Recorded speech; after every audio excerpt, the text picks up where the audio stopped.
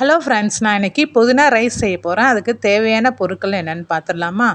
புதினா ஒரு 2 கைப்பிடி அளவு, பச்சை மிளகாய், இஞ்சி, பூண்டு இது எல்லாம் ஒன்றா, ஜீரகம் கொஞ்சம் தண்ணி ஊற்றி நல்லா நைஸாக அரைச்சிக்கணும்.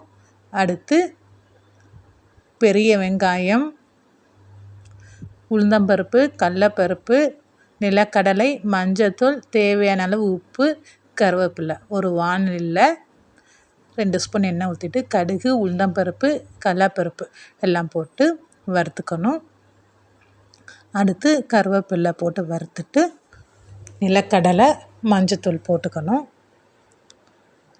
அடுத்து அரைத்த விழுது போட்டுக்கணும். போட்டு நல்லா கலந்து விடணும். கலந்து விட்டதுக்கப்புறம் தேவையான அளவு உப்பு போடணும். உப்பு போட்டு நல்லா கலந்து விடணும். அடுத்து